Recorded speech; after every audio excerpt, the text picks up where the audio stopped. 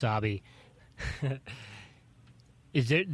I mean, they don't have to tell you that it's chrome tanned, like on a tag or anything. Like if I was to go buy a belt for my belt buckle, like the tag or anything wouldn't have anything on there that says this has been chrome tanned versus vegetable tanned.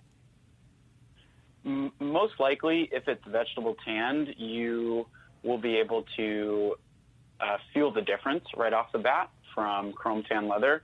But no, you're not going to see any kind of identifying marking telling you that it's chrome tan leather. There are some good ways to tell, but brands do a lot of really funky things with chrome tan leather to make it look and feel high quality. And they even go as far as spraying the scent of vegetable tan leather into chrome tan leather products, because chrome tan leather loses that natural leather smell that we associate with leather. So brands will even mask the scent of chrome tan leather and try and make it smell like that leather from, your grandfather's briefcase, for example. And with vegetable tan leather, a lot of the times you are going to see it listed as one of the selling points or one of the features of the product, because, brands should be proud to highlight that they're giving you vegetable tan leather. But unfortunately, if you don't see it identified, it is most likely chrome tan leather, as, again, 90% of what's out there is chrome tan leather.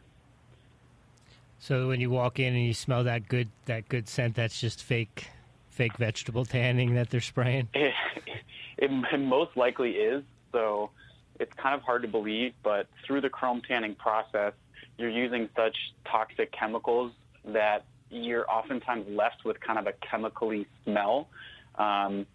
After chrome tan leather is produced, it's what they call it in the industry is wet blue. And the reason they call it wet blue is that the hides are actually turned kind of a pale baby blue color, and they're sort of limp and formless. Whereas with vegetable tan leather, the color of the leather is what we sell as our natural color. So if you look at any of our products that we offer in our natural color, like our valet trays, for example, or our new card holder wrap wallet, you'll see that is just the color of undyed vegetable tan leather. And it just looks beige. It basically looks as you would expect, leather to look. It's sort of this beautiful, bright, natural off-white. And over time, that color will change with, the oils from your fingers and exposure to sunlight and oxygen, and it'll darken a little bit, and it'll create kind of this beautiful, unique patina or color change. But chrome tan leather does none of those things. After it comes out as this kind of wet blue, brands have to do a lot of things to that wet blue to then make it, again, look like leather. So they cover it with artificial finishes. They paint it. They're using petroleum-based paints over the top of your wet blue, chemical leather, using all types of tones and shades of natural brown, and then even that imitation scent to make it seem like leather. So this is what I mean about, I don't think it's the consumer's fault that we haven't investigated this on an individual level and said, hey, I'm not okay with what you're selling me. Brands have been intentionally deceiving about what it is that, we're being sold. Are there companies that you know of that are only using vegetable tan that have gotten away from it, like U.S. brands or any brands that people might be familiar with? Yeah, there certainly are. I think in this instance, we'd give a special shout out to a brand like United by Blue, who is doing some really interesting things with natural and recycled materials, and even small accents on products that they manufacture use vegetable tan leather because it falls in line with their brand's values and their brand's mission. So as someone who feels convicted by this, feels like this is the way to go and how leather should be done, What's your suggestion to changing the industry, or how we can go about to make this better and make people aware of how bad chrome tan leather is? Yeah, my big point is always to vote with your dollars. And I think that's really how we can make the biggest impact. And it works in two ways. One is that if you're searching for brands that advertise that they're using vegetable tan leather and support them, that's going to make a big difference to those brands trying to do things the right way.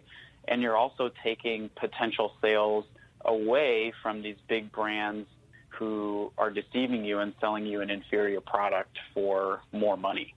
I think as we continue to sort of have more people be aware of this problem and want to do something about it, there are a lot of companies who proudly advertise that they use vegetable tan leather and would, be grateful for people starting to support their products and spend a little bit more money on something that's much higher quality and doesn't have massive negative impacts for the environment and doesn't treat humans in their supply chain as a disposable part of the business.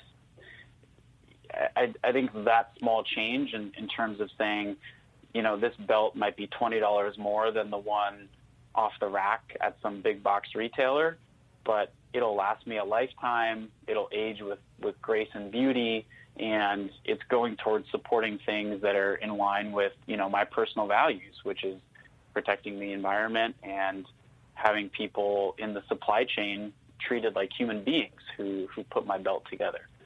So I think that mental shift, and then actually committing to spending the extra $20 and taking care of that product, for the next few decades, as opposed to treating it like such a disposable item and saying, well, it's cheap, and if it breaks, I'll just get a new one, because oftentimes that actually ends up being more expensive. Speaking of belts, do you guys have any belts on the horizon? We have been prototyping our belts, and we don't have a planned launch date. We're still sort of tweaking the hardware to get that where we want, but they will be launched at some point. Okay, because I got a couple belt buckles that need a belt, because I'm pretty sure the belt that I have it on right now is probably chrome tanned. Yeah, it very well could be, unfortunately. Yeah, I would imagine it is. It's black and it's cracked and smells. Yeah, it smells.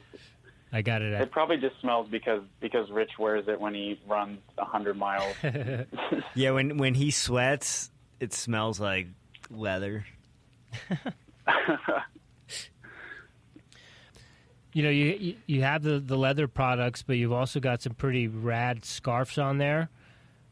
Are those not artists, but those are being produced in Ecuador as well? Yeah, so our scarves are made by one artisan living in Ecuador named Jose Jimenez, who is kind of one of these last grand masters of ECAT dyeing. And basically he uses all natural dyes to produce any of the colors you see in those scarves. So there is what's called the cochineal, which is a little insect that lives on the cactus. And as do a lot of insects, the cochineal has a fairly short lifespan. So once it dies, they can be harvested off of a cactus.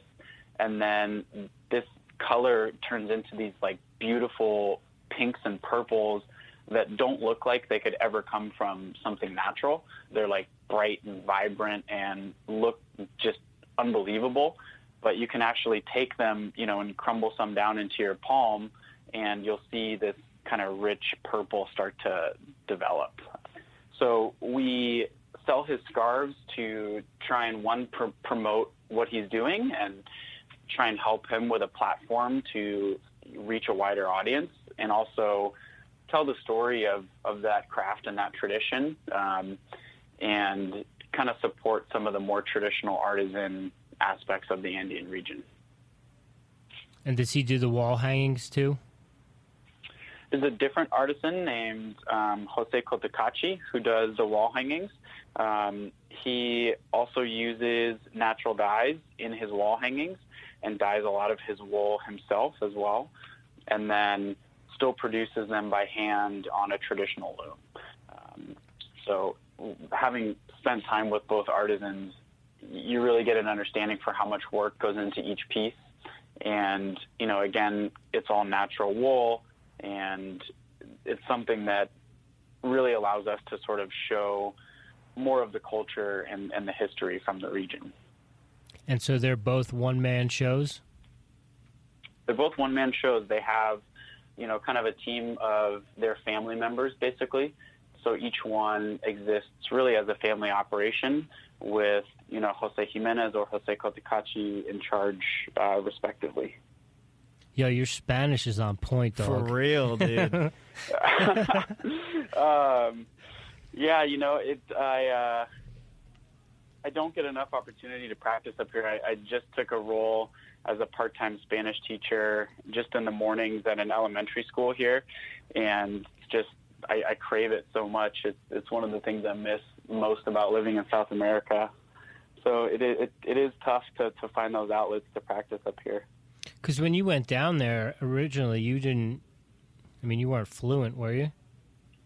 I wasn't fluent. I had previously lived in Argentina for 6 months. I did an abroad program during my junior year of university. So I was close to understanding everything when I left at the end of that 6 months. In terms of, responding, I can always get my point across, but I'm not that close to full fluency.